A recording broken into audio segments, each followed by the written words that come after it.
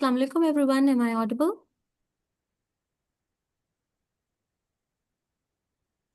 Walaikum salam, yes.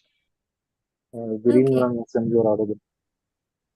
thank you so much. Welcome to the Neurosurgical Case Room. This is going to be our concluding session for the Retrosigmoid Approach. And then let's see if we are going to proceed with middle fossa approach or vestibular schwannoma afterwards. There were a few very small things that I wanted to discuss in terms of Retrosigmoid Approach, but the time didn't permit that day. Let's go very briefly. You all remember all of this, right? Our craniotomy, our markings, etc., everything. Let's start from the variations in incisions.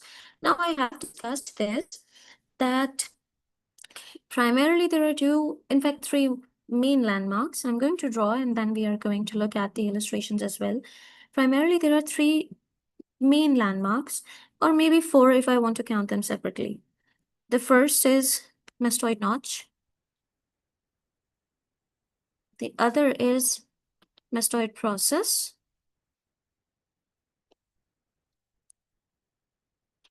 And if I want to separate them in separate landmarks, then there would be the transverse sinus and the sigmoid sinus. Not saying that there aren't other landmarks, but these are key ones. And if we want to understand them, if we want to understand the variation in incisions, let me change my color.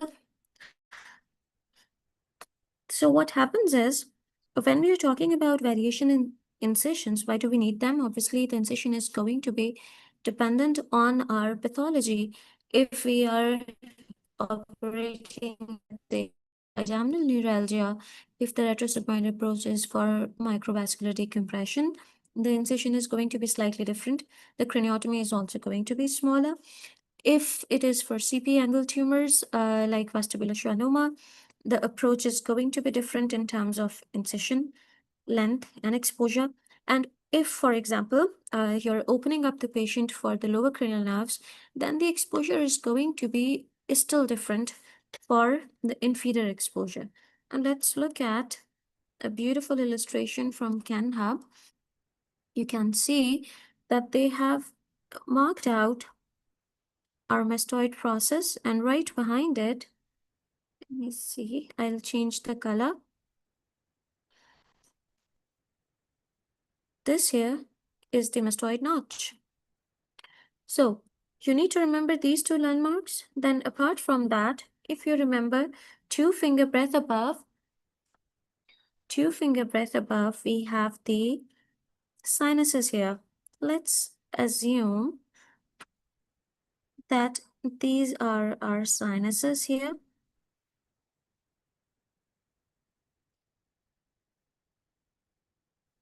Now, obviously, this is just an illustration. It's not going to be accurate, but now you know what we are talking about. The incision is going to be 5 mm medial. What do I mean when I say 5 mm medial to the mastoid notch? When I say 5 mm medial, what I mean is closer to the midline. So the 5 mm medial is, for example, if this is the mastoid notch, this portion here, then the incision is going to be here. You get me? 5 mm medial, which is going to mean that we are going to go slightly posterior to the mastoid notch and not towards the mastoid process.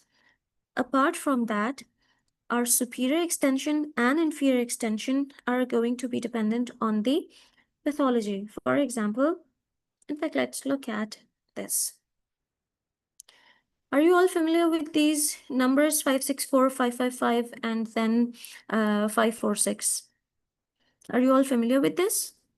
Yes. Okay, so this is basically a shorthand way No, of. ma'am. Okay, I'll go over it because this is something that was used in our institute, so we are very familiar with it. I will go over it for people who are not. This is a shorthand method to remember your incision measurements, sort of. Please notice that the first 5 remains constant, and the first 5 is in mm. It's in millimeters.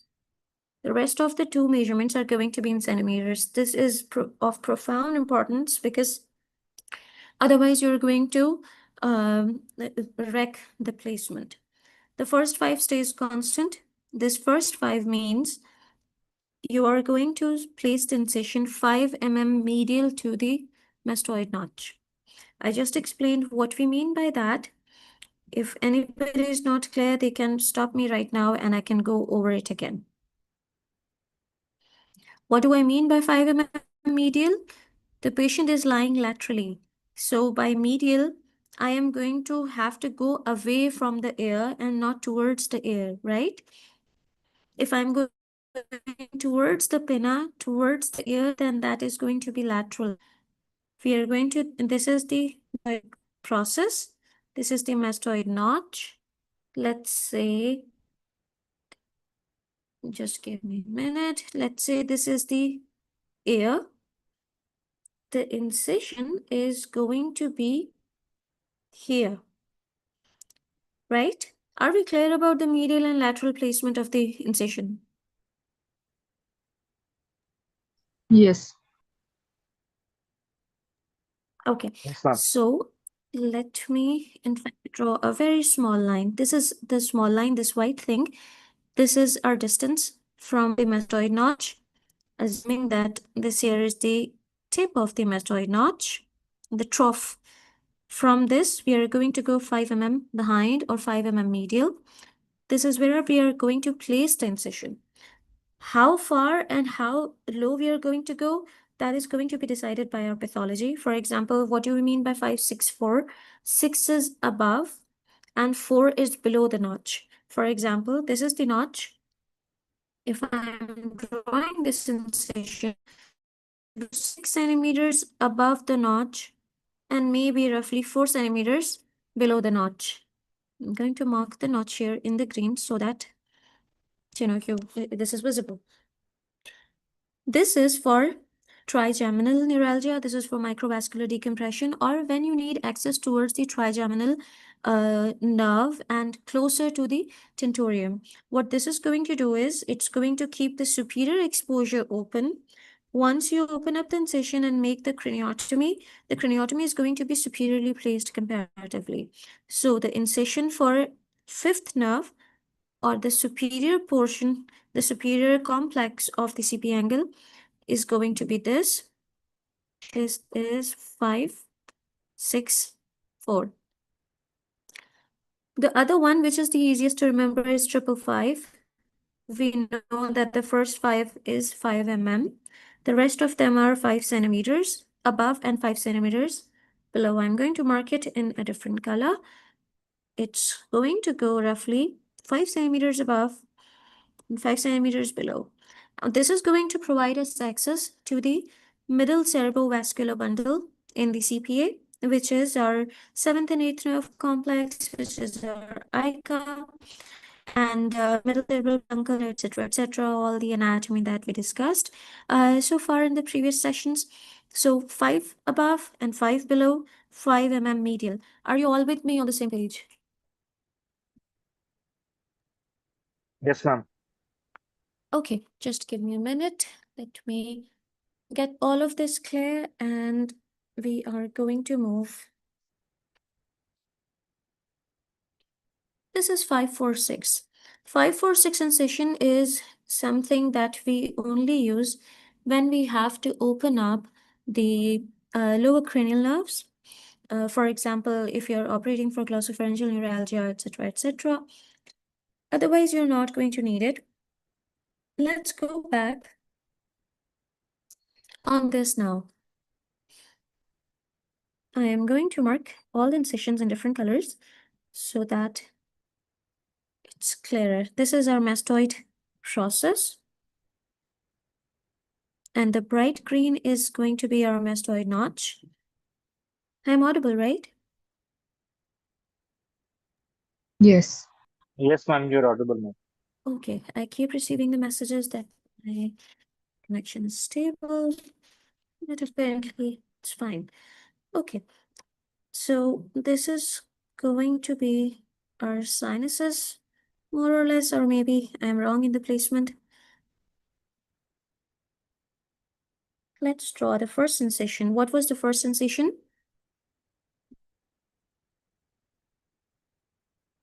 What was the first incision? 555. The first incision for trigeminal, for the superior bundle. 564. 564. That's right, 564. 6 is, 564. this is our mastoid notch, yes. 6 So the centimeters incision above goes and 4 centimeters below. brilliant. So this is, the green thing is our mastoid notch. We are going 5 centimeters medial to it, posterior, 6 centimeters above, roughly 4 centimeters below. Okay, so this is our first incision. I'm going to keep it color coded so that you find it easier to figure out. What was the second one? 555.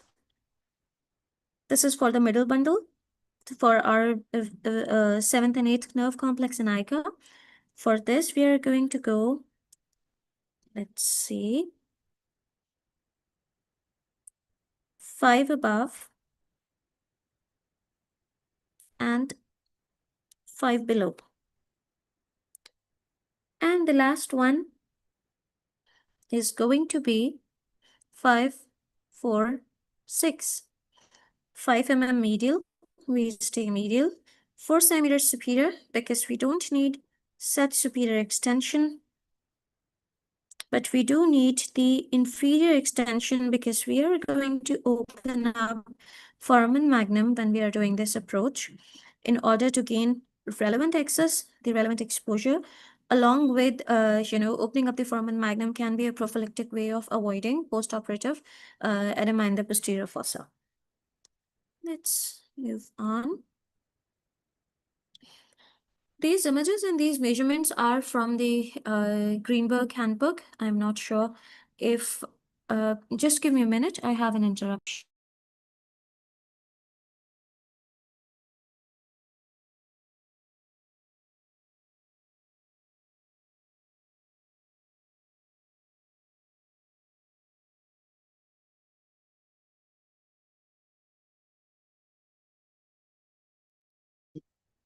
Okay, so we are back. These images are from Greenberg Good evening, handbook ma'am. on, Ma'am, the oh, incisions you drawn is linear, but yeah. initially you explained that usually commonly incisions are taken as curvilinear or S-shaped incisions. Yeah, the linear thing was just an illustration. Obviously, I was not planning it to be an accurate incision. It was just an illustration. Even if you're drawing curvilinear incisions, the measurements remain the same. The Okay. curve is more or less for your exposure. What the curve does is increase the space for undermining the tissue and for the subperiosteal dissection. Do you remember we have also discussed this incision, and there was another incision that we had discussed, S-shaped, the S-shaped we S-shaped. discussed. Yes. So there is another incision, in fact, that I'm going to show you today. So we are, let me see. Let me mark the craniotomy here. The craniotomy is marked just at the junction of the transverse sinus and the sigmoid sinus. But you can see that the incision is extending far above and beyond the craniotomy. Why? Because we are going to need to undermine the soft tissues. You won't be able to create adequate space if the incision is not large enough. Let's look at another interesting variation. This is hockey stick incision. This is particularly useful if the pathology you're operating on is big.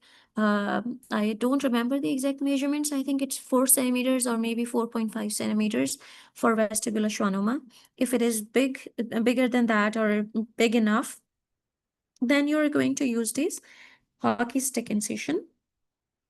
It starts in the midline, follows the curve of the transverse sinus and then curves along with the mastoid process so that you can raise this flap, and this flap is reflected towards the other side laterally so that there is big enough a space for you to create craniotomy or craniectomy, whichever way you prefer.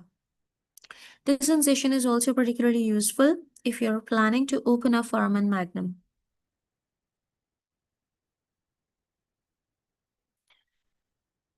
So this is, are we all clear regarding incisions, right? Yes, ma'am. Okay, so this is another thing which is a point of discussion. Superior petrosal vein, different authors say different things. There's ton of literature on this. If you can find time, then I would strongly advise you to go and do some of your own reading. Different surgeons have different experiences and different priorities. Superior, if I am from the school of thought which strongly believes if you can preserve something, do not sacrifice it. Superior petrosal vein ideally should be preserved. Why? Because you don't know the possible consequences. But the people or the school of thought that advocates for coagulation of superior petrosal vein is also right in the way that it does increase the exposure dramatically. Oftentimes, when you're operating on the a vestibular schwannoma, it blocks your access or it blocks your vision, and you don't want that. So there are two distinct schools of thought, and there are people who are divided. They keep it varied from case to case. What do you do if it is preserved? What are the advantages? Obviously, there is no risk of venous congestion, cerebellar edema, post-op brainstem you are not looking forward to. The patient is safe in that way. But what are the cons? The exposure is going to be limited, especially the superior CP exposure for trigeminal neuralgia, or even if you're operating on a big tumor, a big vestibular schwannoma, and you want some superior exposure, then it would be difficult to work with an intact superior petrosal vein.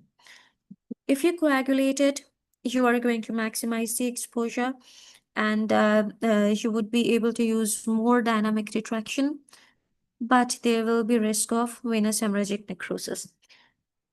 The rule of thumb is if it is big enough and you don't find adequate collateral circulation on pre-op investigations, then do not coagulate it.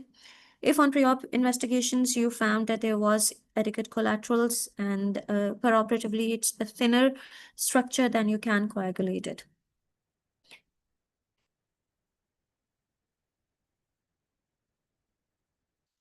So probably the most interesting part, also the most difficult one. I, for some reason, could never get hang of it, but let's discuss it.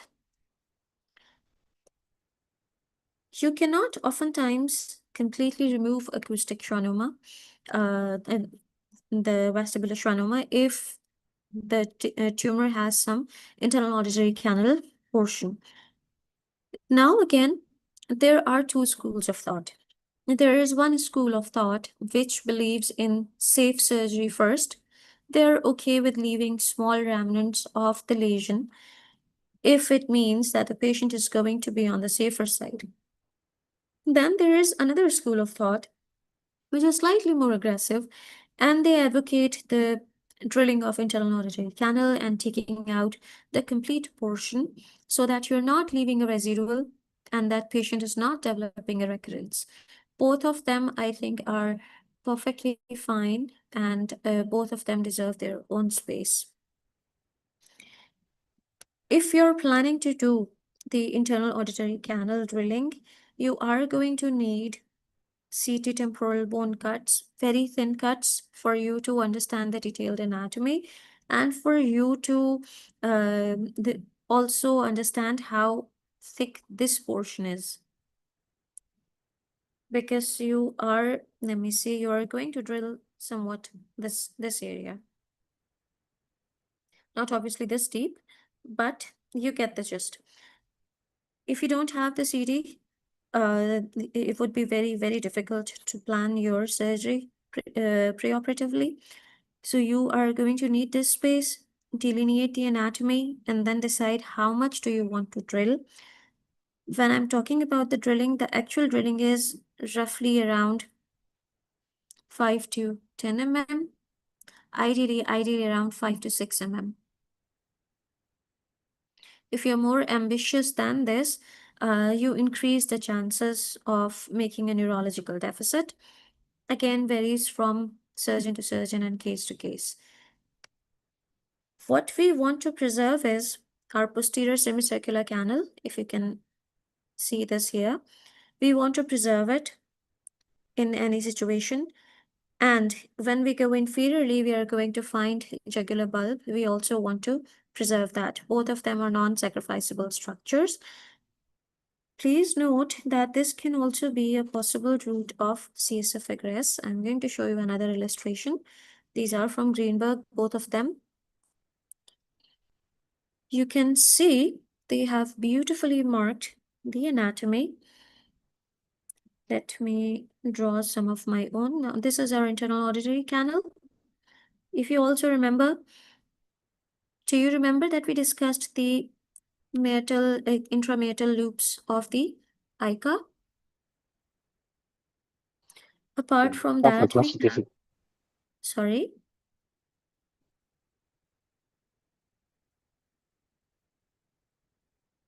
Okay, we will take that as roughly we have the facial nerve and the vestibular nerve going in here.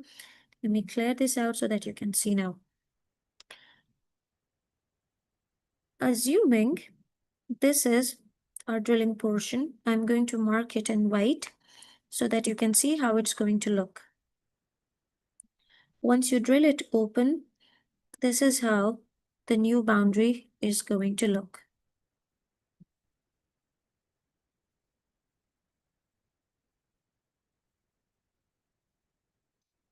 What happens is if you breach this space, because we are talking in millimeters, not centimeters, if you go too deep, you are either going to injure ICA if there is an intrameatal loop, you otherwise can injure facial nerve or vestibular nerve, or you can injure the inner ear structures, causing permanent deafness.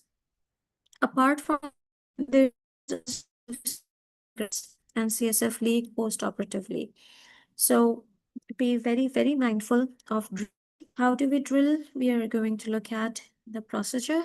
Just give me a minute. So this is a cadaveric dissection.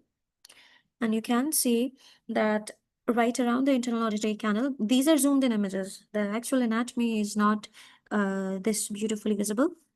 What you're going to get in the patient is, this probably is going to be your window. Or maybe if you have exposed enough view of the lower cranial nerves from the superior portion. So the jugular bulb here and the internal auditory canal, you can see that they're in the superolateral direction. Do you understand what I mean by superolateral direction? This is going in this direction. So the jugular bulb, this is our inferior key landmark that we want to avoid. This is the internal auditory canal here. Let me mark it. What we are going to do is, we are going to raise a flap, a dural sleeve around it, and then take that flap away so that we can drill a portion of the bone. Is it making sense?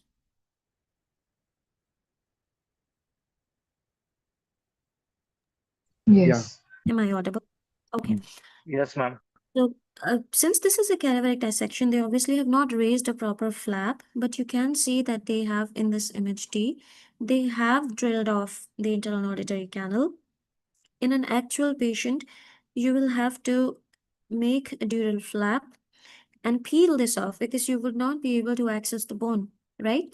Once you peel it off, then you are going to need a drill, a diamond bit, and copious irrigation because you don't want bone dust in there. The bone dust is an irritant in the subarachnoid space. Apart from that, you also want to avoid any heat injury, from any thermal injury to the nerves in there, even if everything is anatomically intact. If the nerves were injured due to heat production, because of improper irrigation, then the patient is going to have a deficit despite preserved anatomy. And then you would be thinking postoperatively that I did not sacrifice in the vestibular cochlear nerve. Why does the patient have a deficit? So thermal injury is a big cause of it. And how do we avoid it? We use copious irrigation. Apart from that discussion, once we raise a flap, we take it off, we drill the bit, and we stop right before the transverse crest. You all remember the anatomy, right? We have a transverse crest inside the internal auditory canal. Let me see if there is another image where it is visible. Yes, it is here. So since this is cadaveric dissection, they have taken the dissection past the transverse crest. In a normal patient, you would not. Ideally, you should not. If you want to stay safe, your dissection should stop before the transverse crest. Transverse crest is your limit. You don't go beyond it. Apart from that, you can see this is beautifully dissected. You can see the internal portion of IAC and this ICA loop here. You can see the meatal loop in between the facial nerve and, let me mark, this here is the facial nerve. This here is our vestibular cochlear nerve. This red loop, in fact, let's make it dark red. This is our ICA loop that we have to preserve. If you end up disturbing this or damaging this, the patient is going to have functional neurological deficit, hearing deficit, despite being intact, despite having intact the vestibular cochlear nerve.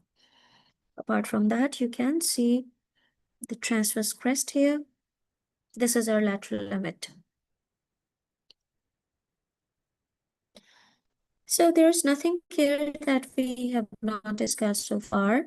I will just go over it briefly and then we'll conclude our session. For internal auditory canal incision and tumor removal, this is again surgeon's preference.